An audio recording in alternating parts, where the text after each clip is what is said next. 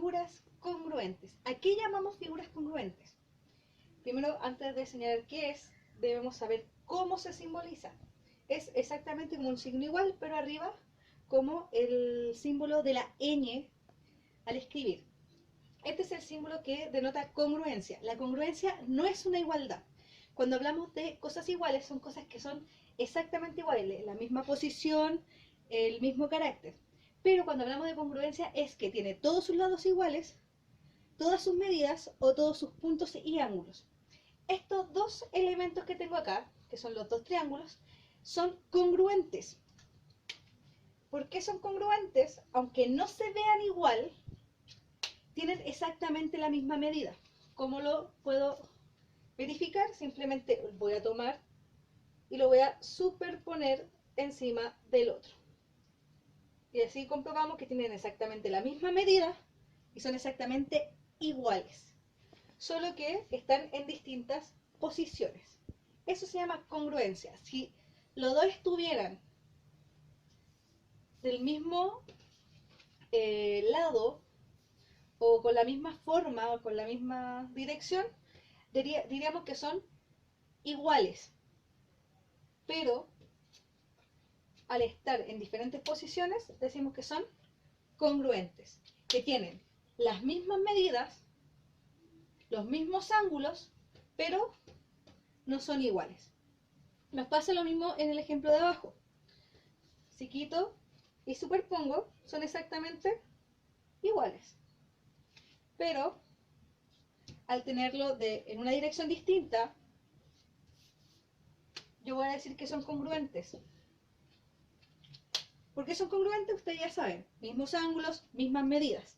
Pero si a este yo ya le quito una parte, que sería ese pedacito, y aunque esté en la misma posición, no van a ser congruentes, porque cuando yo los superponga, no tienen las mismas medidas ni los mismos lados. Así que, al tenerlo así, ya no son congruentes, no son iguales, son totalmente diferentes. Ya, nos vamos a transformaciones isométricas. Estamos todavía en geometría. Ya vimos cómo ubicar los puntos en el plano cartesiano, cómo ubicar las figuras en el plano cartesiano. También el símbolo de congruencia, pero la congruencia va más que nada por cómo se ve la figura. Y una figura se puede mover en el espacio. Por lo cual, si yo quiero trasladar una figura, en este caso este triángulo, como dice el nombre, trasladar o traslación es mover la figura de un espacio a otro. Si lo tengo en este espacio determinado, puedo mover la figura y colocarla en otro lado. Eso es trasladar, mover una figura dependiendo del espacio en el que esté. Pero, ¿qué es la reflexión? Y ahí nos vamos a los términos de ciencia que vimos en tercero básico con la luz, que se reflejaba, ¿cierto? O simplemente tomamos el ejemplo del espejo, en donde si yo tengo una figura, voy a reflejar esa figura como un efecto espejo. Esto es reflexión. Efecto espejo. Si yo coloco la figura en la misma posición, estaría haciendo una traslación.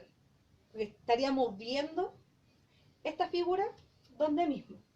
Pero no, lo que yo necesito es hacer un efecto o una transformación isométrica de reflexión, en donde la figura se va a reflejar ella misma en otro o en otra posición del plano cartesiano.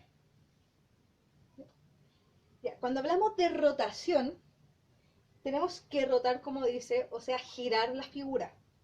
Voy a tomar un punto de referencia y voy a girar la figura desde ese punto. Tengo el punto de referencia y giro la figura. Siempre usando los puntos, los vértices para girar la figura. Si yo tomo esta figura y la coloco acá, ¿sí? Acabo el pegamento, la coloco aquí, no es rotación porque yo no tomé la referencia que tenía.